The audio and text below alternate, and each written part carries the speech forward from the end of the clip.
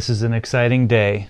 I have here a bass from one of my favorite bass brands, Guild. Guild is an American company, originally started in New York City in the 60s, moved to Rhode Island. Today there's obviously some export models and all that good stuff, but Guild is still making some great stuff, and this is another fine example of Guild history. The JS2 bass, also known as the Jetstar bass. However, there was an earlier model called the Jetstar. I think the original Jetstar bass was made from about 1965 to 1969. Had a much wackier shape. I'll throw a picture of it up. Really cool instrument, but very rare and hard to find. In about 1969, they switched over to this body shape, which is clearly a go at the Gibson SG and EB series instruments. You might notice this bass is pretty large. However, this is a short scale instrument. This is 30 3/4 inch scale length with an 18mm string spacing and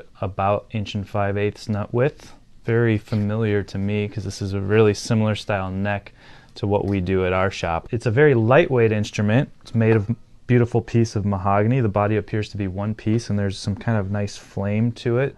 Two-piece mahogany neck with a maple stringer running through it for stability. This bass came to me in a little bit of disrepair. It was in need of a refret, and the filler strip that was kind of anchoring the truss rod, it's a single action truss rod, had kind of popped out. So tightening that truss rod wasn't really doing anything other than just further pushing that filler strip out. Glued in a nice chunk of Purple Heart, did a little repair to the faceplate, did a refret, cleaned it up a little bit. Also didn't have any tuners, so I got some Hipshot HB5s to put on here, which were a perfect fit. Everything else is all original. It's missing the truss rod cover, no big deal. It's got the Guild Humbucking pickups.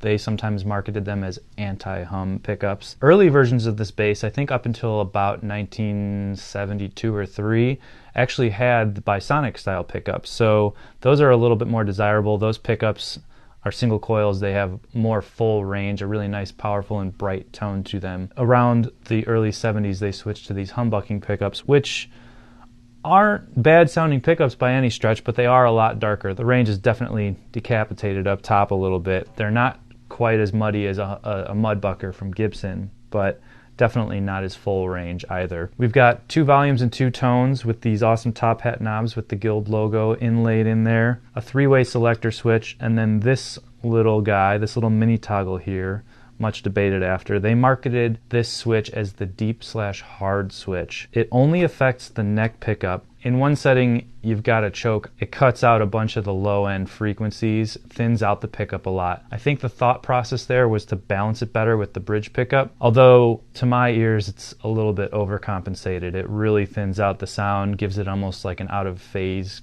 kind of vibe. With that switch disengaged or engaged, however you want to look at it, this pickup is full out, nothing in the way of the signal path. Got a nice rosewood fingerboard. I like these little mother of pearl dots in there. Really cool body shape. I like how they sort of extended the horn of the sort of SG body a little bit, and it's actually got a nice little belly cut there. As I mentioned, I really love these necks. They're super comfortable to play. However, the main detraction from this bass is it is a little bit of a diver.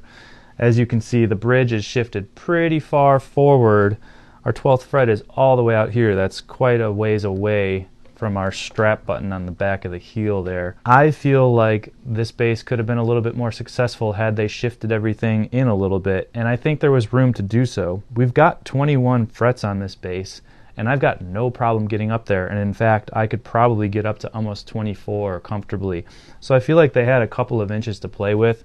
They could have compactified this a little bit more and maybe sorted out some of those balance issues, because these basses also came with pretty heavy tuners and a very large headstock. So when you're sitting down, you can kind of shift it over and it's no problem. When you're standing up and playing this one with a strap, it's going to kind of push everything out to your left a little bit and make some of those lower frets a little bit more of a reach. This bass is very lightweight and comfortable otherwise, and I really like the tone. I will also point out the bridge here. Not the best feature of this bass. It's kind of limited in its functionality. You've got these 2 set screws which push through to a strip of metal underneath the bridge, and that's how you adjust the action. So you've got a little bit of tilt going on the bridge, but you can't individually adjust the action for each string. You kind of have to rely on these rosewood saddles here, which is another interesting sort of move. Some people will replace these with brass or something else. I've left them alone, I've left them original. However, I did file some grooves into these saddles to adjust the action of each string sort of relative to the radius of the fingerboard, and got this thing playing a little bit more comfortably. This is just a fun instrument to play. It's really cool. I've always been a huge fan of the Guild headstock. I had a B3L1 in a past life that I should have never gotten rid of. If you can find a nice vintage Guild bass that's in good shape, definitely worth the investment. Let's hear how it sounds. Here's the bridge pickup.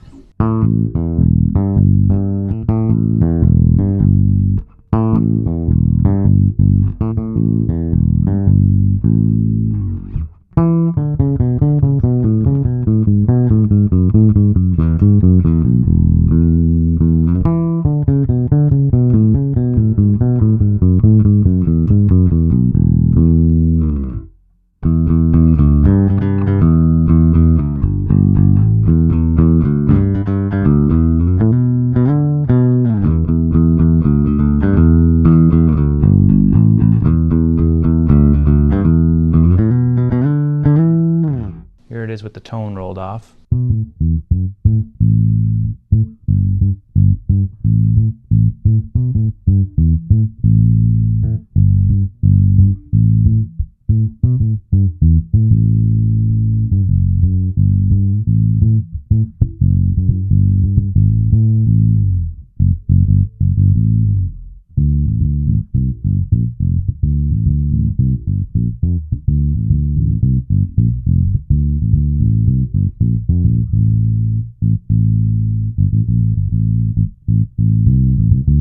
Let's switch over to the neck pickup and let's see about that deep hard switch. So here it is with the switch off, which is actually the pickup affected by the circuit.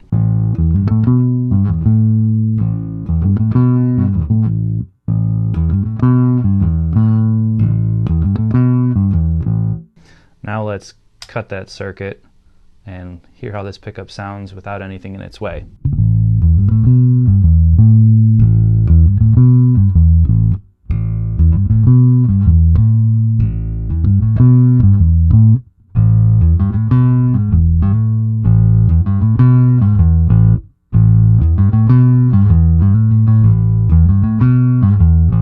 Let's hear what it does when both pickups are in play. We're going to start with this pickup full on, so full neck pickup and bridge pickup together.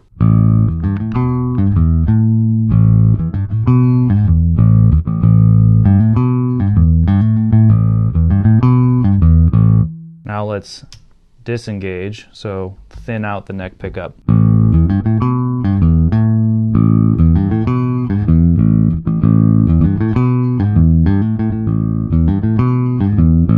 So you lose a lot of the low end and you get sort of a phasey thing going on in the mids.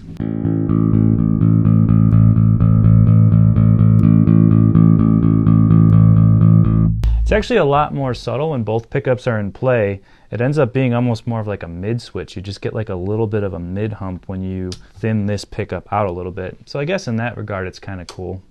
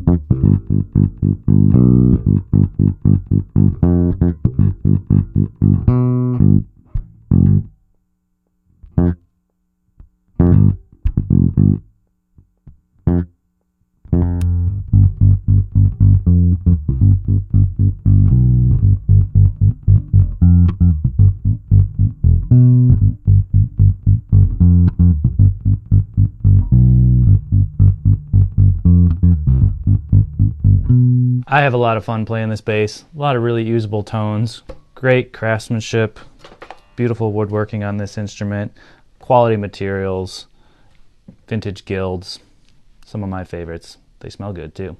See you next time.